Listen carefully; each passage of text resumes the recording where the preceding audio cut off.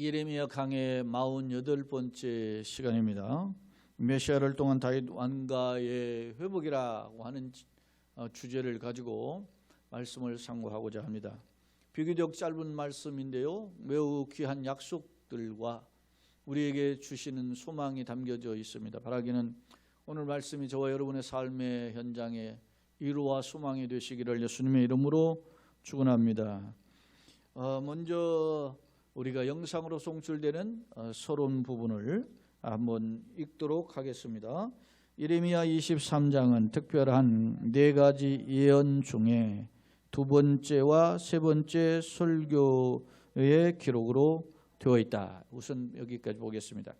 자, 예레미야 1장은 소명장이고 예레미야 2장부터 20장까지는 9가지의 일반적 예언이라고 하는 점을 이미 살펴보았습니다.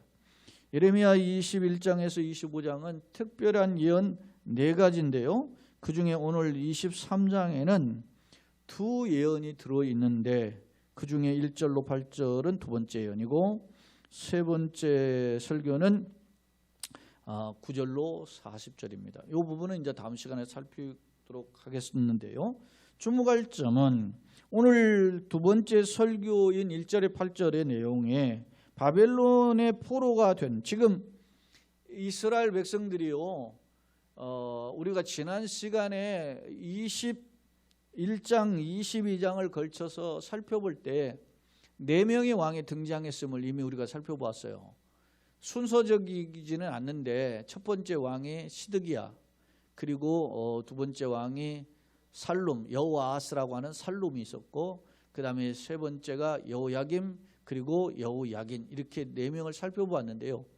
사실은 역대 왕은 여호아스, 여호야김, 그리고 여호야긴, 시드기야, 이렇게 해서 왕이 이어지고, 이 시드기야 11년 차에 유다가 완전히 멸망했어요.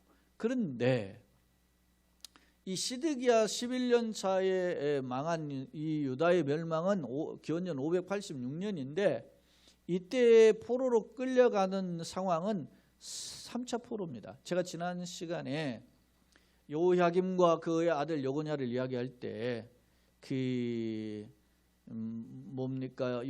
여호야긴이 끌려가는 것을 제가 바벨론 1차 포로라 했는데 사실 그 전에 1차 포로가 이미 있었어요. 여호야긴이 끌려갈 때 그는 기원전 597년 정도로 보여져요.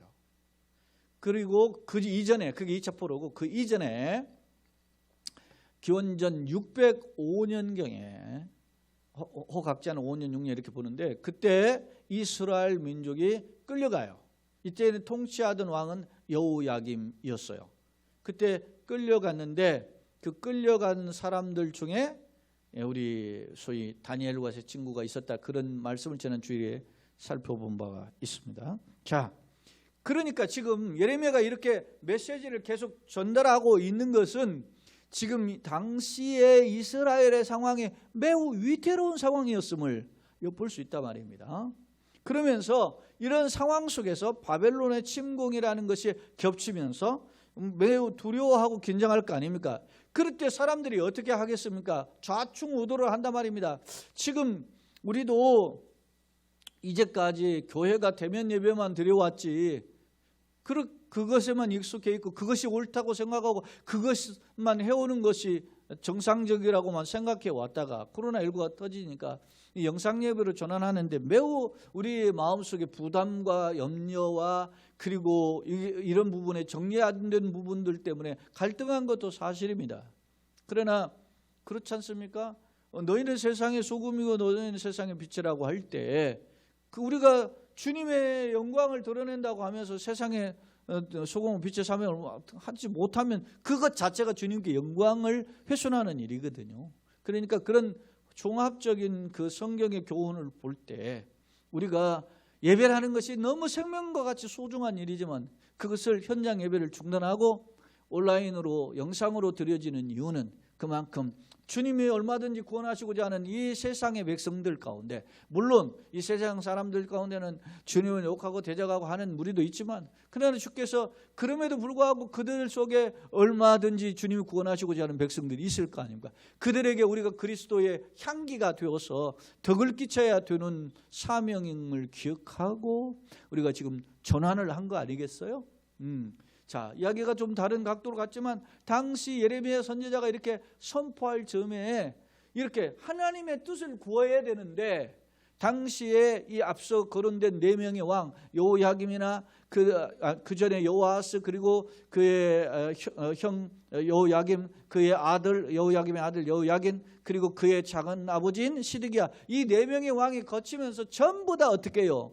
처세술적으로 그 자신의 신앙을 따라서 하나님을 찾고 의지하지 않고 처세술적으로 행동했다는 거예요. 특히 1차 포로가 될 때 당시 상황의 여호야김 왕인데, 이 여호야김 왕이 그 요시야 왕의 둘째 아들인데 11년 통치하는데, 이게 그 바벨론이 세지니까, 바벨론이 누구를 물리칩니까? 저 애굽과 저 아수르의 연합, 당대 세계 최강이었던 아수르, 그리고 좀 약간 그 뭐 이집트니까 아프리카니까 그래 좀 변방으로 기울은 것 같지만, 그래도 역대 계속적으로 최강이었던 일종의 애굽, 이 두 나라가 연합을 해가지고 바벨론하고 겨뤘는데 결국 패배했단 말이에요. 갈그미스 전투에서 이게 605년경에 이 여세를 몰아가지고 이제 아수르가 완전히 망하고, 그리고 여세를 몰아서 어떻게 해요? 그 두 나라의 동맹에서 끼우끼우했던 여호야김, 너희는 하고서나 바벨론에 느부갓네살이 쳐들어온 거예요. 그러니까 이런 역사적 상황 속에서 하나님은 선지자 예레미야를 보내서 끊임없이 어떻게 했어요? 세상에 끼웃거리지 말고, 처세술에 끼웃거리지 말고 하나님의 말씀에 귀를 기울여라, 이렇게 계속 경고했거든요.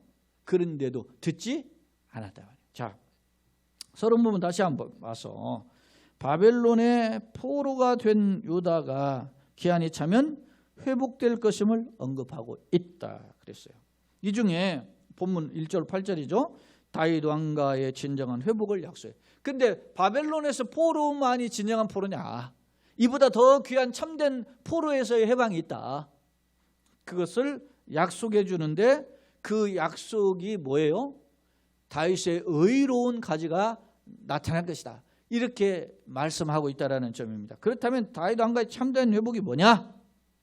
지금 제가 먼저 언급했죠. 그 언급한 내용을 한번 말씀의 성경의 근거를 통해서 살펴보자 하는 것입니다. 자, 성경으로 돌아와서 23장 1절의 여호와의 말씀입니다. 내 목장의 양떼를 멸하며 흩어지게 하는 목자에게 화 있으리라 그랬어요. 여러분 보세요. 내 목장의 양떼를 멸하며, 목장은 하나님께서 사실은 살피시는 이스라엘 민족 전체를 가리키죠. 그런 목장을 누구에게 하나님께서 맡겨주셨어요? 왕. 통치자로서는 왕이고, 영적으로는 하나님의 말씀을 대언하는 어떻게 해요? 선지자들이고, 그리고 종교 예식으로 제사를 드리는 제사장들 아니겠습니까? 이게 지도자라 말입니다. 왕과 선지자와 제사장이 그룹들이. 그런데 그들이 어떻게 해요? 양떼를 멸하고 흩어지게 했다는, 포로 끌려가게 만들었다는 거예요. 누가? 지도자들이 그랬다는 거예요. 여러분 보세요. 왕이 잘못을 하면 당대 누가? 종교 지도자인 제사장이나 그리고 선지자가, 하나님의 말씀을 전하는 선지자가 책망을 한단 말이에요. 그러면 안 됩니다. 정신 차리세요. 그러면 어떻게 해요? 회개하고 돌아와야 되는데, 왕 이렇게 책망하는 선지자는 아주 지극히 일부라는 거예요. 오늘 여기 선지자인 이 예레미야 정도. 그럼 대다수의 선지자들은 아닙니다. 그 왕이시여, 우리가 저 애굽하고 동맹을 맺어서 지금 여호야김이 그렇게 했다는 겁니다. 11년 동안. 그래가지고 성경에도 그렇게 있어요. 그 여호야김이 바벨론을 3년 섬기는데 내가 배바른 거야. 결국에는 역대 36장 6절에 보면은 쇠고랑 찼다는 말씀이 나오잖아요. 여호야김이. 그리고 그의 아들이 왕이 돼서 석 달 열을 통치하게 되는데 그 석 달 열흘 만에 그 아들이 끌려가요. 그게 비참한 거죠. 18세에 왕이 돼가지고. 그렇게 해서 또 이어서 그의 이제 작은 아버지가 여호야김의 동생이 이제 왕이 되는데 그게 시드기야인데 11년 통치하는데 이 11년 통치할 때 나라가 망하는데 나라가 이게 예루살렘이 성전이 그냥 망한 게 아니고요. 성전이 망하기 전에 한 2년 전에 이 바벨론이 쳐들어와가지고 예루살렘을 성벽을 에워싸요. 항복해라. 그런데 끝까지 저항하다가 이제 견딜 수 없으니까 시드기야가 도망갔거든요. 몰래 밤중에. 그런데 도망가다 잡혀가지고 끌려와요. 그래서 시드기야가 보는 앞에서 어떻게 해요? 그의 아들들을 죽이고 그 시드기야의 두 눈을 뽑고 그리고 끌고 가버린 건 바벨론으로. 비참한 모습. 그리고 왕들이 이랬단 말입니다. 왕이 이랬으면 선지자나 제사장이 정신을 차려야 되는데 성전에 뭐가 있어요? 성전에 우상, 하나님을 모셔야 될 성전에 우상단지를 갖다 놨다는 것입니다. 여러분 생각해 보세요. 우리가 이거 뭐 예배당이 성전은 아니죠. 예배를 드리는 거룩한 처소이긴 하지만 옛날에 구약의 개념의 성전이 아니거든요. 그런데 그러더라도 이곳에 여러분 보세요. 우상단지 이렇게 놓고서나 여기다가 예배 드릴 수 있어요? 생각해 보세요. 상상할 수 없는 일이지. 이런 거죠. 예를 들어서 내가 결혼해서 사는데 부인이 말이지 있는데 어떤 남자가 부인 자고 있는데 옆에 방에다가 어떤 여자 데려 들어가지고서나 잠자리를 같이 한다? 상상할 수 있겠어요? 아니면 남편이 있는데 남편이 지금 옆방에 자고 있는데 이상한 남자 끌어들여가지고 거기서 어떻게 그 밥에 딴짓 할 수 있겠어요? 상상할 수 없는 일 아닙니까? 그런데 이스라엘이 여러분요 우상 숭배는 영적 간음이잖아요. 그런 짓을 행했다는 겁니다. 그러면 누군가 정신을 차려라, 똑바로 차려라 그렇게 이야기해야 되는 거 아니겠어요?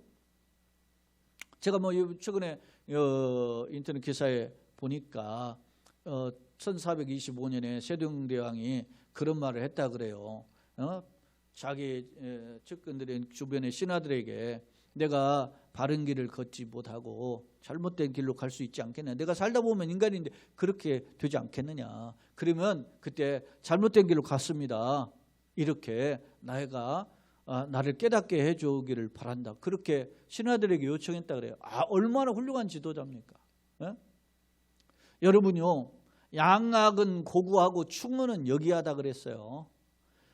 몸에 좋은 약은 입에 쓰고 내게 좋은 말들은 충언은 귀에 귀에 거슬리는 거예요.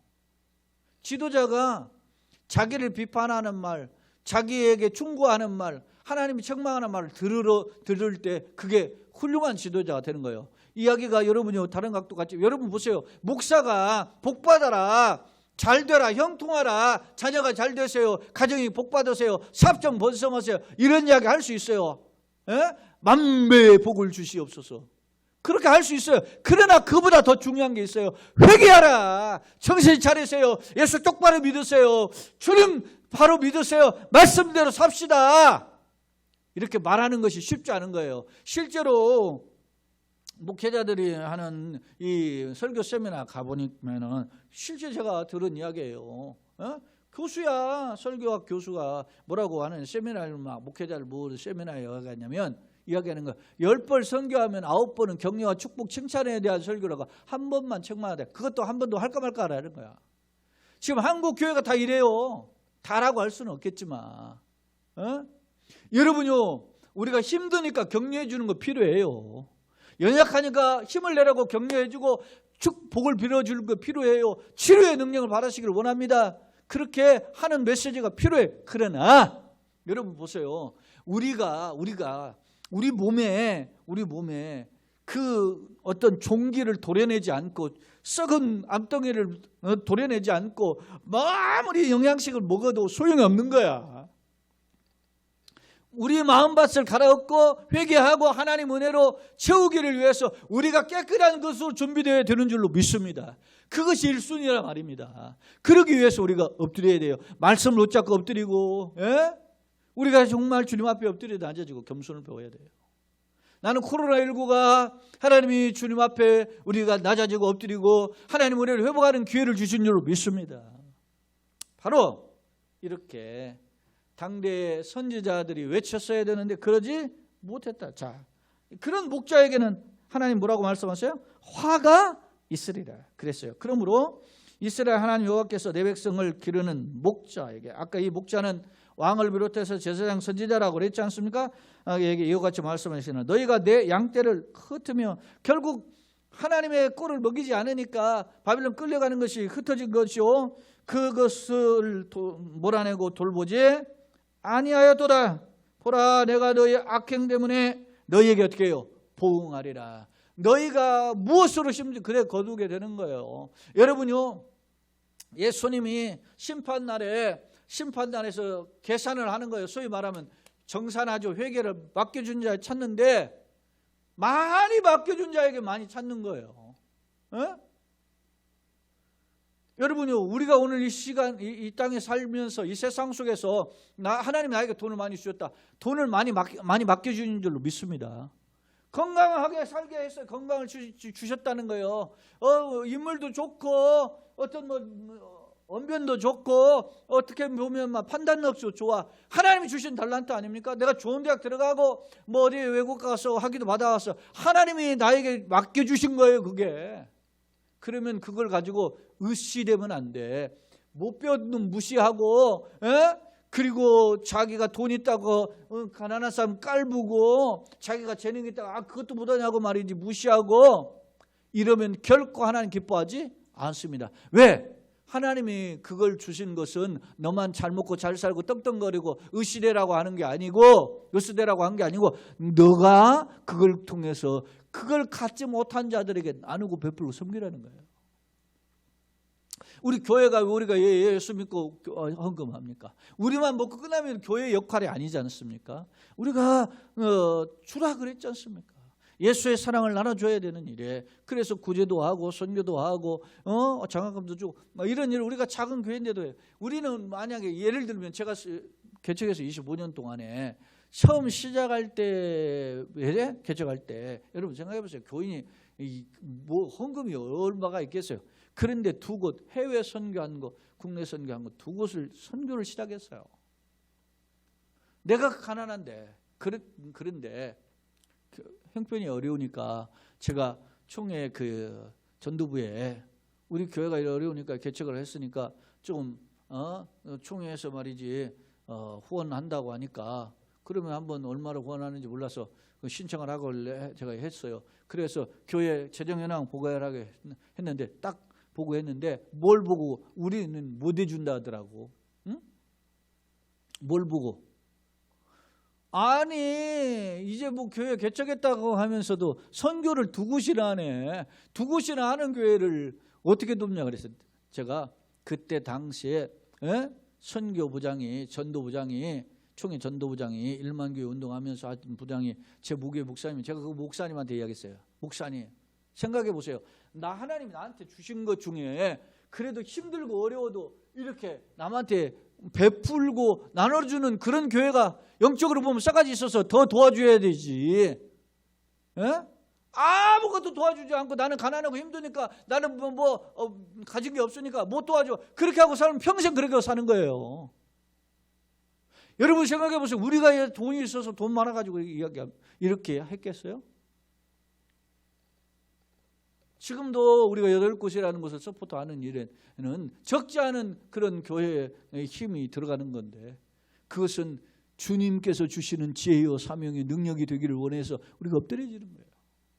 자, 다시 본문으로 돌아와서 너의 악행 때문에 이렇게 흩어버리게 되고 그 악행에 대한 흩어버리게 대한 그 대가를 하나님이 보응하실 것이다.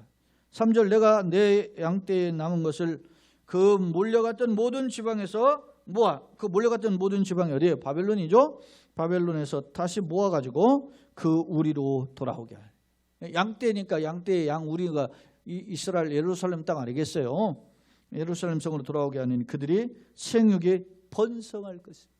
야, 회복되는 것은 단지 그냥 포로에서 끌려갔다가 해방되는 정도가 아니고 번성하게 될 줄로 믿습니다. 여러분이 슬픔이 변하여 춤이 되게 하실 줄로 믿습니다. 너희를 향한 나의 생, 예레미야 성경에 나와요. 너희를 향한 나의 생은 내가 하는 재앙이 아니고 평안이요 장래의 소망을 주겠다. 주님이 약속하셨습니다. 자, 4절 내가 그들을 기르는 목자들을 그들 위에 세우리니 그들이 다시는 두려워하거나 놀라거나 잃어버리지 아니하리라. 여기 세 가지를 보면 두려워하거나 놀라거나 잃어버리지 않는다. 이 목사들이 정신을 차려가지고 백성들을 흩어버렸잖아요. 그랬는데 정신을 차려서 이제는 그렇게 되는 일이 없을 것이다. 정신 차린 지도자들이 생기게 될 것임을 말씀을 통해 교훈하고 있어요. 5절 여호와의 말씀이니라 보라 때가 이르리니 때가 이른다라는 건 하나님 구원의 때예요. 하나님의 구원의 계획의 경륜이 때가 차면 그런 거죠. 뭐 갈라디아 4장에서 때가 차면 예수께서 오셨잖아요. 마찬가지로 때가 이르리니 그가 내가 다윗에게 한 의로운 가지를 일으키리라. 의로운 가지라는 말은 후손이잖아요. 다윗의 뿌리라는 표현을 해요. 이사야 뭐 대표적으로 11장에서 기록되고 있는데 다윗의 가지, 다윗의 뿌리 이렇게 이새의 가지 이렇게 이새는 다윗의 아버지잖아요. 그러니까 그를 통해서 다윗 왕국의 후손을 통해서 온다. 그래서 지금도 이스라엘 나라의 국기가 별이 그랬죠. 그게 별이 뭐냐면 다윗 별이야. 다윗의 별이면 다윗의 후손으로 오시는 별과 같이 빛나는 메시아가 올 거라. 이 약속, 이 말씀에 근거한 거예요 지금. 그가 와가지고 어떻게 해요? 한 의로운 가지를 일으킬 거야. 그가 왕이 되어 지혜롭게 다스리면 세상에서 정의와 공의로 행할 것이며 그의 날에 메시아가 다스리는 날에 유다는 구원을 받겠고 이스라엘은 평안을 살 것이며 그의 이름은 여호와 우리의 공의라 일컬음을 받으리라. 여러분요, 자 포로에서 해방은 두 가지 각도예요. 하나는 이스라엘이 현실적으로 바벨론은 지금 끌려갔으니까 거기에서 회복되는 것이요. 원근 통치법으로 해석하는 거예요. 중위법이라고 부르는 거죠. 가까운 시기에는 이스라엘 민족이 때가 참에 70년 만에 포로에서 해방되는 것이고 또 하나는 어떤 것입니까? 궁극적으로 메시아를 보내셔서 절망의 포로죠. 절망의 포로, 죄악의 포로, 죽음의 포로에 있는 자들을 주님께서 살리실 것이다. 할렐루야. 이 약속을 오늘 메시아를 통한 구원의 약속을 하시는 것입니다. 그래서 이스라엘 백성들이 메시아를 앙망하고 그런데 예수님 오셨을 때 기적이 일어나고 귀신이 쫓아나고 병든 자가 치유되고 심지어 죽은 자가 살아나고 막 5천 명이 먹고 그러니까 열광한 거예요. 메시아라고. 그랬는데 이 사람들은 어떤 메시아를 생각했어요? 이 땅에서 먹고 배부르는 잘 먹고 잘 살아는 억압을 받지 않고 노마의 억압을 받지 않고 하는 그런 현실의 해피엔딩을 꿈꾼 거예요. 그러니까 어떻게 해요? 잘못된 메시아관을 가지고 있죠. 오늘날도 마찬가지죠. 예수 믿으면 형통하다, 예수 믿으면 구원받는, 예수 믿으면 승리합니다. 이 말을 액면 그대로 현실로만 적용하면 문제가 있는 거죠. 물론 주님께서 우리 현실의 문제를 해결하지 않는 분이 아니라 해결하시는 분이에요. 그러나 우리가 우선순위가 있어야 돼요. 그 나라와 그의 의를 먼저 구하는. 우리가 주님의 나라를 먼저 생각하고 의지하고 바라봄을 통해서 하나님을 찾을 때 하나님께서 이 모든 것을 더하게 하시는 줄로 믿습니다. 우리는 일용할 양식을 구했지만 하나님은 필요한 것을 알고 계시기 때문에 앞서가서 동행하시고 이끌어 주시는 그 하나님의 손길로 승리케 하신다는 말이죠. 자, 그러므로 마지막 2절입니다. 그러므로 여호와의 말씀이나 보라 날이 이르리니 앞서 때가 이르리니 같은 표현이죠. 날이 이르리니 그들이 다시는 이스라엘 자손을 애굽 땅에서 인도하내신 여호와의 사심을 맹세하지 아니하고. 여러분요, 이 말이 무슨 말입니까? 8절까지 읽고 제가 표현하겠어요. 이스라엘 집 자손을 북쪽 땅 그 모든 쫓겨났던 나라에서 인도하여 내신 여호와의 사심으로 맹세할 것이며 그들이 자기 땅에 살리라 하시니라. 이 말은 보세요. 이스라엘 백성들의 역사 속에 그 포로에서 해방되는 출애굽한 것을 엄청난 자랑으로 여겼어요. 그래서 모세가 이야기한 거예요. 모세가 노예에서 해방되어서 우리를 적과 꿀이 흐르는 가나안 땅으로 들어가게 하셔요. 여러분, 가나안 땅은 소위 말하면 천국의 샘플이에요. 우리에게 그렇게 인도하시는 하나님을 찬송했던 거 아닙니까? 구원의 하나님 찬송했어요. 그러면서 모세가 약속한 거예요. 모세 때에도 하나님이 나와 같은 선지자 하나를 너희 가운데 일으킬 것이다. 나와 같은 선지자가 뭐예요? 모세가 어떤 일을 했어요? 이스라엘 백성을 죄악의 포로에서, 애굽의 포로에서 건져냈잖아요. 건져낸 그런 그 절기가 무슨 절기예요? 유월절 아닙니까? 그런 구원의 메시아를 보내주실 것이다. 그렇게 이야기한 거예요. 그래서 이스라엘 백성들이 앞서 말한 다윗의 후손으로 온다고 했을 때 다윗의 후손인가를 확인한 거고, 모세가 약속한 선지자니까 누가 유명해지면 물어봤던 거예요. 당신이 그 선지자입니까? 물어봤던 거예요. 여러분요, 요단강에 많은 사람들이 막 몰려오니까, 사람들이 와서 세례를 받고 하니까 바리새인이나 서기관들이나 제사장들이 요한에게 물어보는 거예요. 사람 보내가지고 당신이 그 선지자입니까? 물어보잖아요. 요한복음 1장에 보니까 당신이 그 선지자입니까? 나는 아닙니다. 그 선지자란 말이 무슨 말이에요? 메시아냐 그 말이에요. 하나 모세와 같은 선지자, 민족을 구원할 선지자냐? 나는 아니다. 나는 그럼 너는 뭐냐? 그렇게 물으니까 나는 많은 사람을 주님께로 돌아오게 하는, 그래요? 그런 심령을 예비하는 뭐요? 광야에서 외치는 자의 소리라. 그래서 그 돌아오려면, 주님을 영접하려면, 주의 은혜를 받으려면 어떻게 해야 돼요? 그 마음이 어떻게 해요? 뒤집어져야지. 그게 회개란 말이죠. 그래서 요한이 회개하라, 천국에 가까웠느니라 그렇게 외쳤고, 그리고 실제적으로 그 회개의 행위로서 요단강에서 어떻게 해요? 세례를 베푼 거예요. 세례를. 그래서 이스라엘 백성이 과거에 그 출애굽했던 그 감격을 가지고 하나님이 출애굽했던 그 구원에, 여러분이 제가 여러 번 이야기했는데, 여러분 성경의 역사를 살펴보면은 성경의 역사 속에서 기적이 가장 많이 드러나고 나타났던 시기가 언제예요? 물론 예수님 시기고, 그리고 그 다음에 많이 나타난 시기가 모세 시기고 엘리야나 엘리사의 시기 아닙니까? 그만큼 그때가 악하고 힘들었던 시대란 말이에요. 이스라엘 백성을 구원할 때 하나님이 어떤 재앙을 했어요? 10가지 재앙을 펼치잖아요. 홍해가 또 갈라지잖아요. 낮에는 구름기둥, 밤에는 불기둥으로 간섭하시잖아요. 만나 메추라, 이야, 어마어마한 역사가 일어난 거예요. 그런 하나님을 찬송했어요. 이스라엘 백성이. 그 모세를 통한 구원을 베푸신 하나님을 찬송하리로다. 하나님이여, 우리가 그 하나님 바라봅니다. 그래서 전쟁과 위기가 올 때마다 그런 하나님을 찾았던 거예요. 모세 때 역사하신 그 하나님 우리를 구원하여 주옵소서. 그렇게 하는 거예요.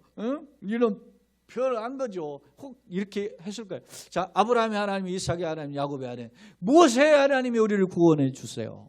이랬던 거예요. 그런데 오늘 말씀 7절 8절의 내용이 뭐예요? 그런 모세를 통해서 출애굽의 하나님을 찾지 않고 어떤 하나님을 찾는다? 북쪽의 땅, 쫓겨났던 바벨론에서 해방시키시는 하나님을 찾게 될 것이다. 할렐루야. 이 말은 뭐예요? 모세의 출애굽의 감격보다 바벨론의 구원의 감격이 더 크다. 그런데 이 말씀은 앞서 5절 6절의 연장선에서 이루어지다. 이게 바벨론에서의 회복은 뭐예요? 궁극적으로 메시아를 통한 구원의 회복이에요. 사랑하는 여러분, 메시아를 통한 구원의 회복은 이스라엘이 과거에 경험했던 출애굽의 감격보다 더 위대하고 감격적인 줄로 믿습니다. 다시 말하면 세상 말로 출애굽의 감격은 예수님을 믿는 감격에 비한 뭐요? 세 발의 피, 조족지혈이라. 그럼 우리가 어떤 그런 은혜를 믿어요?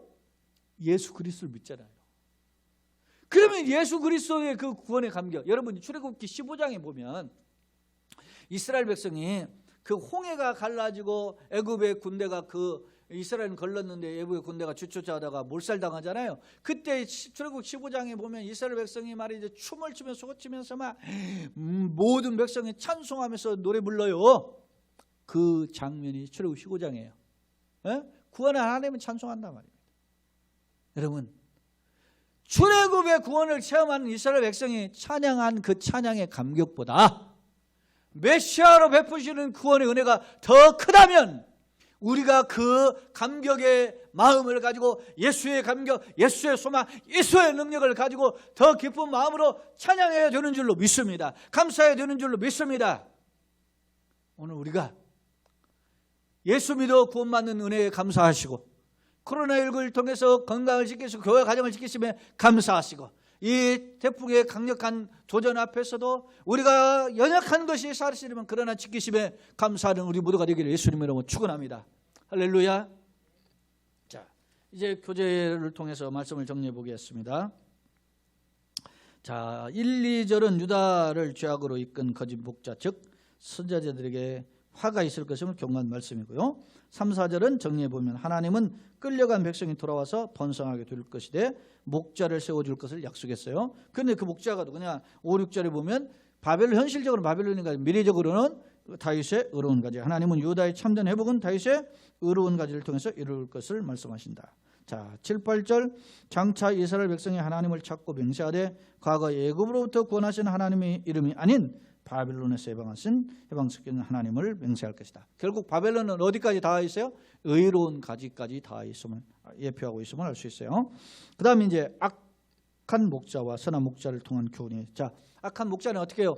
백성을 흩어지게 만들었잖아요. 자, 양떼를 돌보지 않을 뿐 아니라 흩어지게 하며 결국 망하게 만들었어요. 여러분 지난 시간에 우리가 살펴보았지만은 여호야김과 그의 아들 여구냐, 여호야긴이죠. 그들의 범죄 중에서 특히 그 여호야김의 범죄가 어땠습니까? 자기가 큰 다락방을 집을 짓기 위해서 백성들이 임금을 착취하고 노동력 착취하고 그랬지 않습니까? 그런 지도는 진정한 지도자가 될 수 없어요. 여러분 우리가 생각해 보아야 돼요. 여러분이 국가의 지도자들이 자기가 뭐 예를 들어서 대통령이 되고 국회의원이 되고서나 부자가 됐다? 그럼 그거 잘못한 거예요. 그게 백성이, 여러분 그 사람이 그가 지도자가 됐을 때는 자기가 잘 먹고 잘 살고 유명해지는 게 아니고 그 사람 때문에 국민들이 잘 살게 되었다. 국민들이 좀 편안하게 되었다. 국민들이 소득이 나아졌다. 이런 것이 그 지도자가 훌륭한 지도자인 거예요. 그런데 오늘 보세요. 악한 지도자는 양떼를 돌보지 않고 흩어지게 하고 결국 망하게 만들었죠. 때문에 하나님 그 악한 지도자를 어떻게 해요? 엄하게 심판을 보응하신다. 성경 말씀하고 있어요. 하나님 은혜. 그럼에도 불구하고 그런데도 하나님이 회복하시잖아요. 바벨론 돌아오게 회복하시. 이게 하나님 은혜인데 그러면 지도자와 백성의 불의에도 하나님의 자비와 언약을 따라서 회복시킬 걸 약속하는데 그 회복은 과거에 베푸셨던 출애굽 은혜보다 더 크다는 거예요. 야, 놀라운 거예요 이게. 예? 아유 이놈들 말이야 하는 집 보면은 말이지 야 하나 떡 하나도 없다 이러면 그냥 굶어라 이럴 수 있잖아요. 상식적으로 인간적으로 보면 하는 짓이 괘씸하니까. 그런데 하나님은 이 두 번째 베푸신 구원의 은혜는 과거의 은혜보다 비교할 수 없을 정도 더 크시다. 할렐루야.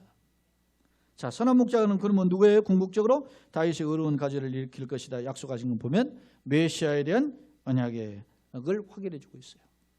이게 새 언약이에요. 이 다윗의 의로운 가지를 주신 약속을 새 언약. 이게 소위 카바란트 신학자들은 그 가브나케 테올로기라고 하는 언약 신학자죠. 언약 신학자들을 성경을 모두 다 약속으로 봐요. 구약 신약 뭐 약속이잖아요. 그런데 예를 들어서 저기 아담에게 주셨던 것도 행위 언약 그러잖아요. 그다음에 뭐 예를 들어서 무지개 언약, 그 노아를 통해서 주셨죠. 아브라함을 통해서 주셨다. 아브라함 언약. 모세를 통해서 율법을 주셨던 건데 그것도 모세 언약 그렇게 해석해요. 다윗을 통해서 약속을 주셔서 다윗 언약. 그리고 이렇게 또 예레미야, 이사야나 예레미야를 통해서 주셔서 새 언약이라고 이야기하는 거예요. 그 언약의 주인이 누구예요? 결국은 메시아죠, 메시아. 자, 즉 참된 회복이란 바벨론의 해방의 차원을 넘어서는 궁극적인 구원의 역사, 메시아를 통한 구원의 역사. 예수님의 구원의 일은 어떻게 이루어져요?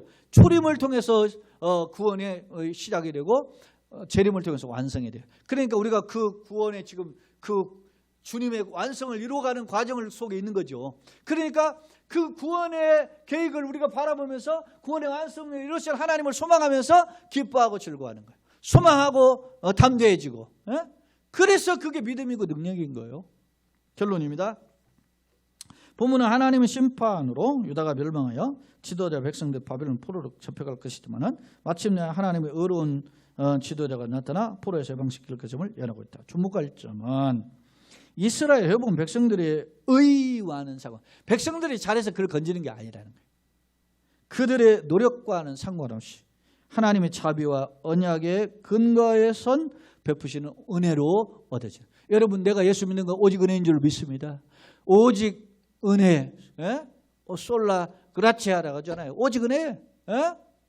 오직 은혜, 오직 성경 솔라 스크립투라, 오직 믿음 솔라 피데, 그렇게 이야기해요. 그게 종교개혁의 소위 모토 아닙니까? 그러니까 그런 오직 은혜, 오직 성경, 오직 믿음을 통해서 하니까 누구의 영광을 위해 살아야 된다는 것이 우리의 삶의 방향성이에요. 그래서 종교개혁가들이 이야기한 거예요. 그 종교개혁가들이 정리한 게 소위 말하면 하이델베르그 요리문답이고 또 이어지는 웨스트민스터 신도 교유서 아니겠어요?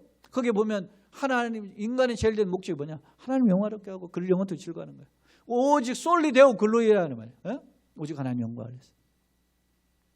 자, 종말점 이스라엘 회복은 이런 하나님의 자비의 언약에 근거한 거다. 인간의 이스라엘 노력이 아니라 하나님의 은혜다 말이죠. 선한 목자를 통해서 다윗 왕가를 회복시킬 것임을 교훈하고 있다. 그렇다면 선한 목자 누구죠? 누구였습니까? 다윗의 의로운 가지이신 메시아 예수 그리스도다 말이죠. 나는 메시아이신 예수님의 대속의 은혜에 감격을, 나를 위하여 멈추고 피 흘리신 예수님의 은혜에 감사하는가.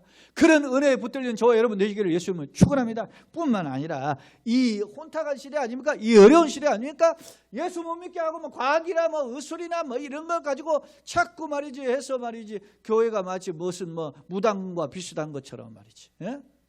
그렇게 취급하는 이 시대에 생명의 예수님을 바라보고 주님의 은혜에 감사하고 주의 능력이 붙들려는 소위 은혜 기름 부심, 어노인팅이 되어서 그 가운데 붙들려서 승리하는 저와 여러분 걸음 되기를 예수님의 이름으로 축원합니다. 아멘.